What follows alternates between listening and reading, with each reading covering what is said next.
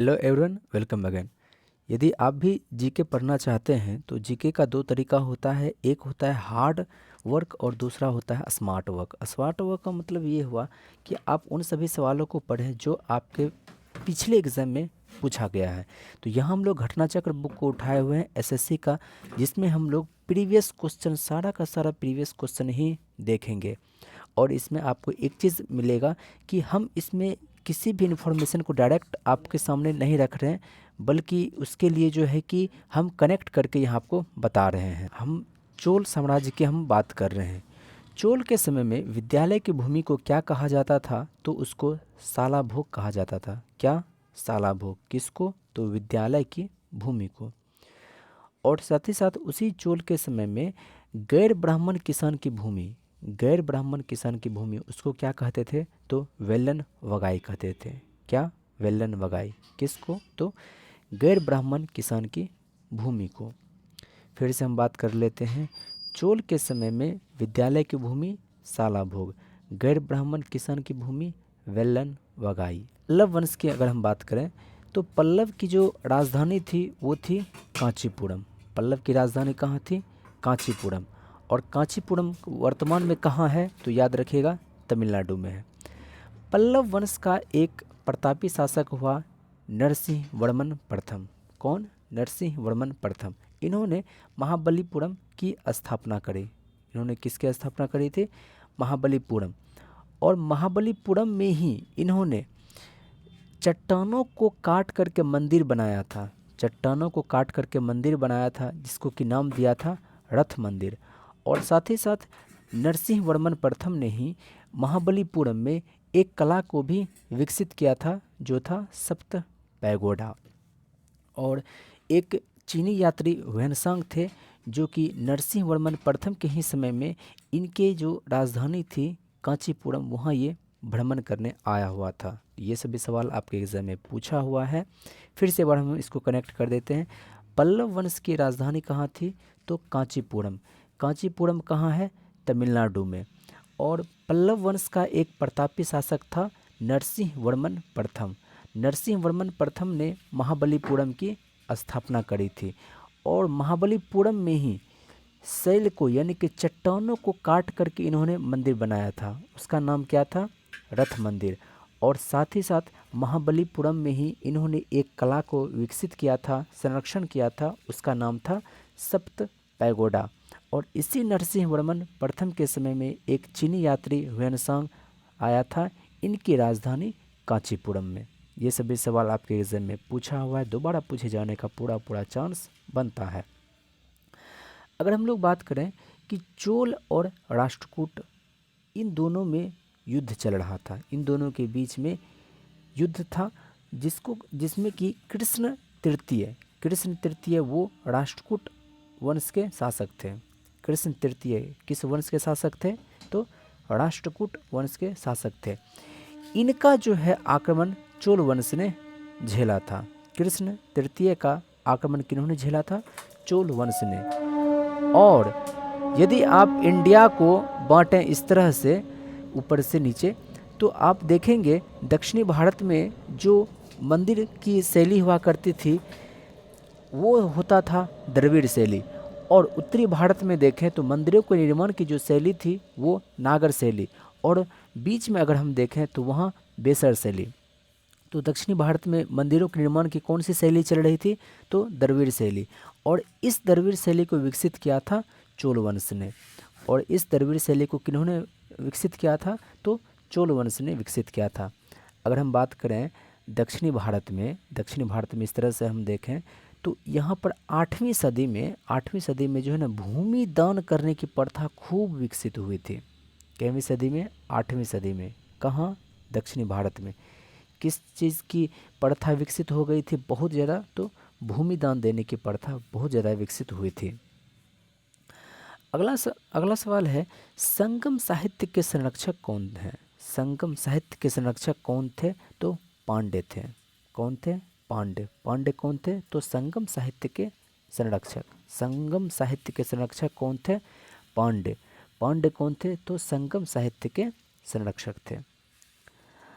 अब अगला सवाल है, पल्लव वंश और चालुक्य वंश, इन दोनों के बीच में 36 का आंकड़ा रहा है। जब पल्लव वंश में एक शासक था महेंद्र वर्मन प्रथम, उसी समय से चालुक्य वंश के साथ में इनका युद्ध आरंभ हो गया था। इसी बीच एक चालुक्य शासक आया, पुलकेशिन द्वितीय। कौन आया चालुक्य शासक? पुलकेशिन द्वितीय। इनके समय में क्या हुआ कि इनके समय में पल्लव वंश में जो शासक आया वो नरसिंह वर्मन प्रथम। नरसिंह वर्मन प्रथम ने क्या किया, इस पुलकेशिन द्वितीय को युद्ध में हराकर इसको वध कर दिया, इसकी हत्या कर दी। और इसके बाद नरसिंह वर्मन प्रथम ने वातापी कौंड की उपाधि धारण करी। नरसिंह वर्मन प्रथम ने किस उपाधि की धारण करी? वातापी कौंड की। कब? जब इन्होंने चालुक्य शासक पुलकेशिन द्वितीय का वध किया। हालांकि पल्लव और चालुक्य के बीच में ये जो युद्ध का सिलसिला है वो महेंद्र वर्मन प्रथम के ही समय में शुरू हो गया था, जो कि नरसिंह वर्मन प्रथम से समाप्त हुआ। तो कह सकते हैं कि महेंद्र वर्मन प्रथम से शुरू हुआ और नरसिंह वर्मन प्रथम के समय में ये समाप्त हुआ, पुलकेशिन द्वितीय की वध करके।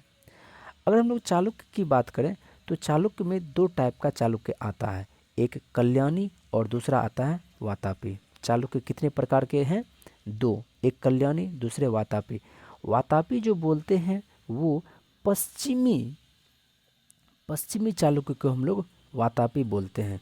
और ये जो पुलकेशिन द्वितीय जो था वो वातापी, जो पश्चिमी वातापी ही थे। और अगर हम बात करें कि पश्चिमी वातापी के संस्थापक कौन थे, तो वो थे जयसिंह। कौन थे? जयसिंह। अगला सवाल है, संगम काल में अडिकामेडु। संगम काल में अडिकामेडु जो था वो रोमन व्यापार का मुख्य केंद्र था। रोमन व्यापार का मुख्य केंद्र संगम काल के समय में कौन सा था? तो अडिकामेडु। अगर हम अडिकामेडु की बात करें तो अडिकामेडु जो था वो पांडिचेरी में था। पांडिचेरी का मतलब यहाँ जो आप देख रहे हैं तमिलनाडु में, यहाँ पर अडिकामेडु था। किसके लिए प्रसिद्ध था उस समय? तो रोमन व्यापार के केंद्र के रूप में। अगर हम लोग चोल राजा की बात करें तो एक राजेंद्र चोल थे, जिन्होंने गंगा को, जैसे कि आप देखेंगे तो गंगा जो है वो उत्तर में है, तो गंगा को उत्तर से दक्षिण ले गया था। कौन? तो याद रखिएगा, राजेंद्र चोल। गंगा को उत्तर से दक्षिण लेके गया था। कौन? तो राजेंद्र चोल। राजेंद्र चोल ने कुछ उपाधि धारण करी थी। कौन कौन सा? एक पंडित चोल, गंगईकोंड और मुंडीकोंड। फिर से, पंडित चोल, गंगईकोंड, मुंडीकोंड। फिर से एक बार हम बात कर लेते हैं, पंडित चोल, गंगईकोंड, मुंडीकोंड। ये तीनों उपाधि किनके लिए था? तो राजेंद्र चोल के लिए था। हालांकि ये बात ऐसा है कि राजेंद्र चोल ने गंगईकोंड चोलपुरम की राजधानी की स्थापना करी थी। अपनी राजधानी कहाँ इन्होंने बनाई थी? गंगईकोंड चोलपुरम में, जिसके बाद से इन्होंने खुद को गंगईकोंड कहा था। अगर हम लोग इसके बाद नेक्स्ट सवाल की हम लोग बात करें तो विक्रम चोल वंश में ही एक शासक हुए विक्रम चोल। इन्होंने त्याग समुद्र की उपाधि धारण करी। कौन सा उपाधि? तो त्याग समुद्र की उपाधि धारण करी। किन्होंने? तो विक्रम चोल ने। तमिलनाडु में यदि आप तंजौर जाते हैं तो वहाँ पर एक बृहदीश्वर मंदिर आप देखेंगे। कौन सा मंदिर? तो बृहदीश्वर मंदिर। ये बृहदीश्वर मंदिर जो है वो ग्रेनाइट शैलों से बना हुआ है। अगर हम बात करें कि इस बृहदीश्वर मंदिर का निर्माण किन्होंने करवाया था, तो याद रखिएगा, राजराज प्रथम। किन्होंने करवाया था? राजराज प्रथम। और ये जो बृहदीश्वर मंदिर है ये भगवान शिव को समर्पित है। बृहदीश्वर मंदिर किनको समर्पित है? तो भगवान शिव को। और किन्होंने बनाया था? राजराज प्रथम। देखिए, अगर हम लोग चोल वंश की बात करें तो उनका शासन जो है मुख्य रूप से तमिलनाडु पर था। तो राजराज प्रथम पहले शासक हुए जिन्होंने श्रीलंका के उत्तरी भाग पर इनका अधिकार हुआ, और इनका अधिकार जो है इधर मालदीव पर भी हुआ। लेकिन पूरे अगर श्रीलंका की बात करें तो पूरे श्रीलंका पर जो अधिकार हुआ था वो हुआ था राजेंद्र चोल का। और साथ ही साथ राजेंद्र चोल ने इनके, देखिए पहले हुआ राजराज प्रथम। राजराज प्रथम ने क्या किया, तो पहले इधर श्रीलंका को कुछ भाग जीता और इधर मालदीव जीत लिया। फिर इसके बाद हुआ राजेंद्र चोल। राजेंद्र चोल ने क्या किया कि पूरे श्रीलंका को जीत लिया और फिर इधर जावा, सुमात्रा और जो आप दक्षिण पूर्व एशियाई देशों को देखते हैं, इस महाद्वीप को द्वीप सब छोटा छोटा द्वीप को देखते हैं, उस सब पर अधिकार जो है वो राजेंद्र चोल का हुआ था। अगला सवाल है, जैन संस्थान को दिया जाने वाला भूमि। चोल के समय में ऐसा नहीं था कि केवल एक ही धर्म, एक ही भगवान की बात होती थी, ये और भी धर्मों को आश्रय दिया करते थे। जैन संस्थान को दी जाने वाले भूमि पल्ली चंदम कहलाता था। क्या कहलाता था? पल्ली चंदम। पल्ली चंदम किसको कहा जाता था? तो जैन धर्म को दिया जाने वाला भूदान।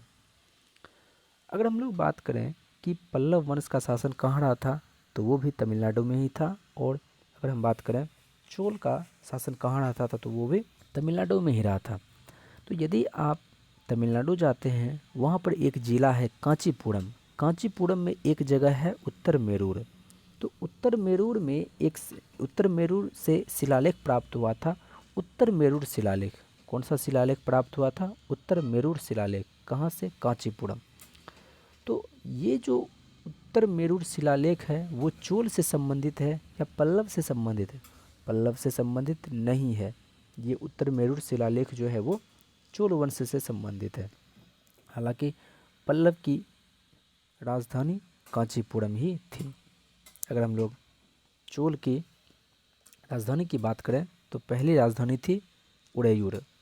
पहली राजधानी कहाँ थी? उड़ैयूर। दूसरी राजधानी थी कावेरीपट्टनम। दूसरी राजधानी कहाँ थी? कावेरीपट्टनम। और तीसरी राजधानी जो थी वो तंजौर थी, जिसको कि तंजावुर भी बोलते हैं। तो पहली राजधानी उड़ैयूर, दूसरी कावेरीपट्टनम और तीसरा तंजावुर। तो कावेरीपट्टनम जो राजधानी लेके गया था वो कौन लेके गया था? कड़ाईकल। चोल वंश के ही एक शासक थे कड़ीकाल यही। और तंजावुर किन्होंने लेके गया था? तो विजयालय ने लेके गया था। अगर हम लोग इसके बाद बात करें, मौर्य वंश की राजधानी कहाँ थी? पाटलिपुत्र। मौर्य वंश की राजधानी कहाँ थी? पाटलिपुत्र। वहीं पर पांड्य की राजधानी कहाँ थी? मदुरै। पांड्य की राजधानी कहाँ थी? मदुरै। काकतीय वंश की राजधानी कहाँ थी? तो वारंगल। काकतीय वंश की राजधानी कहाँ थी? वारंगल। अगर हम लोग राष्ट्रकूट वंश के संस्थापक की बात करें, राष्ट्रकूट वंश के संस्थापक की बात करें, वो थे दंतीदुर्ग। कौन थे? दंतीदुर्ग। दंतीदुर्ग कौन थे? तो राष्ट्रकूट वंश के संस्थापक। राष्ट्रकूट वंश के दो राजधानी हुई। पहली जो थी वो एलोरा थी। एलोरा कहाँ? महाराष्ट्र में। और दूसरा जो राजधानी था वो कहाँ था? मान्यखेड़। कौन सा? मान्यखेड़। यानी कि राष्ट्रकूट वंश का दो राजधानी हुआ। पहला जो था वो एलोरा, दूसरा जो है वो मान्यखेड़ है। अब देखिए एलोरा में कैलाशनाथ मंदिर जो आप सुनते होंगे, कैलाशनाथ मंदिर जो है वो एलोरा में ही है। यानी कि ये जो है महाराष्ट्र में है। कैलाश पर्वत ये आपको तिब्बत में मिलेगा, लेकिन कैलाशनाथ मंदिर जो है वो महाराष्ट्र के एलोरा में मिलेगा, जो कि भगवान शिव को समर्पित है। और इस कैलाशनाथ मंदिर को किन्होंने बनवाया था? याद रखिएगा, कृष्ण प्रथम ने। किन्होंने बनाया था? कृष्ण प्रथम ने। क्या बनाया था? तो कैलाशनाथ मंदिर बनाया था। अब जैसे भी हम बात कर रहे थे पूरे इंडिया का, और यहाँ पर मंदिरों के निर्माण शैली की अगर हम बात करें तो दक्षिणी भारत में द्रविड़ था, और उत्तरी भारत में आपका नागर था, और मध्य भारत में आपका यहाँ पर बेसर शैली था। अगर हम बात करें कि कैलाशनाथ मंदिर जो है ये किस शैली में बना हुआ है, तो बेसर शैली में है। क्योंकि महाराष्ट्र को यदि आप देखेंगे तो बीच में आता है, उत्तरी और दक्षिणी के लगभग लगभग बीच में आता है, इसलिए यहाँ पर मंदिरों की जो शैली हुआ करती थी वो बेसर शैली हुआ करती थी। उसके बाद एक राष्ट्रकूट वंश में ही एक शासक हुए गोविंद तृतीय। राष्ट्रकूट में ही एक शासक हुए गोविंद तृतीय। उनके पुत्र का नाम था अमोघवर्ष। गोविंद तृतीय का पुत्र का नाम क्या था? अमोघवर्ष। इन्होंने लिखा था कविराज मार्ग। क्या लिखा था इन्होंने? कविराज मार्ग। किन्होंने लिखा था? अमोघ वर्ष ने लिखा था। और ये कविराज मार्ग जो है वो कन्नड़ भाषा में लिखा हुआ था। कविराज मार्ग किस भाषा में लिखा हुआ था? तो कन्नड़ भाषा में लिखा हुआ था। अच्छा, अगर हम पूछें कि अमोघ वृत्ति ये एक पुस्तक है, अमोघ वृत्ति एक पुस्तक है, इसको किन्होंने लिखा था? तो शाकटायन ने। किन्होंने लिखा था? शाकटायन ने। शाकटायन ने कौन सा पुस्तक लिखा था? तो अमोघ वृत्ति। उसी तरह से विक्रमांक देवचरित, विक्रमांक देवचरित इस पुस्तक को किन्होंने लिखा था? तो विल्हन ने लिखा था। विक्रमांक देवचरित को किन्होंने लिखा था? तो विल्हन ने लिखा था। दूसरी तरफ कथासरित सागर, कथासरित सागर इस पुस्तक को किन्होंने लिखा था? तो सोमदेव। कथासरित सागर इस पुस्तक को किन्होंने लिखा था? तो सोमदेव ने लिखा था। अगला है ऐहोल शिलालेख। जैसे कि हमने बात किया पुलकेशिन द्वितीय जो कि चालुक्य शासक थे, वातापी का ये चालुक्य शासक था।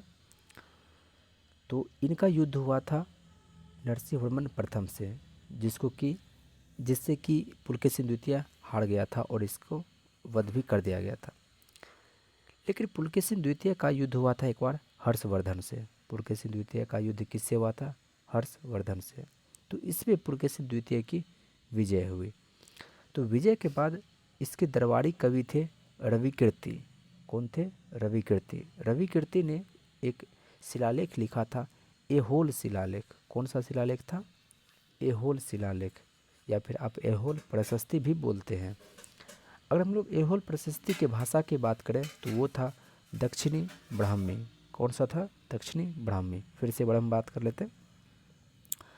चालुक्य शासक जो था वो वातापी पश्चिमी चालुक्य वंश का शासक था पुलकेशिन द्वितीय। और पुलकेशिन द्वितीय का युद्ध जब हुआ था हर्षवर्धन से और जब इनकी जीत हुई थी तब रविकीर्ति ने ऐहोल प्रशस्ति लिखा था दक्षिणी ब्राह्मी लिपि में। लेकिन जब पुलकेशिन द्वितीय का सामना पल्लव वंश के नरसिंहवर्मन प्रथम से हुआ था तब इनको पराजित करके इनका वध कर दिया था। और उसके बाद उसने का मतलब नरसिंहवर्मन प्रथम ने वातापी कौंड की उपाधि धारण करी थी। इसके बाद यदि हम लोग यहाँ पर देखें कि द्वितीय पांड्य साम्राज्य के भूमि का माप का उल्लेख, द्वितीय पांड्य साम्राज्य के भूमि माप का उल्लेख जो है वो थलवईपुरम की तांबे की प्लेटों में उल्लेख किया गया है। इसको आप याद कर ले, ये भी आपके इसमें सवाल था सो हमने इसको लिख दिया। द्वितीय पांड्यन साम्राज्य के भूमि माप का उल्लेख, द्वितीय पांड्य साम्राज्य के भूमि माप का उल्लेख जो है वो थलवईपुरम की तांबे की प्लेटों में देखने को मिलता है। तो साथियों ये सभी सवाल आपके एग्ज़ाम में पूछा हुआ है, एसएससी के एग्ज़ाम में पूछा हुआ है। तो ये घटना चक्र बुक से ही लाया गया है। तो इन सभी सवालों के दोबारा रिपीटेशन का पूरा चांस बनता है, क्योंकि एसएससी इस बात के लिए फेमस है कि ये 50 to 60% जो है प्रीवियस क्वेश्चन ही रखता है। तो दक्षिणी भारत से यदि सवाल बनता है तो इसमें से कम 1 से 2 सवाल रहने का पूरा चांस है। और 100%, क्योंकि एसएससी में यही बात है कि वो प्रीवियस क्वेश्चन अधिकांश पूछता है। तो साथियों यदि आपको यह वीडियो हमारा पसंद आता है तो हमारे चैनल को लाइक करके सब्सक्राइब करके इसे शेयर ज़रूर करें। शुक्रिया। जय हिंद।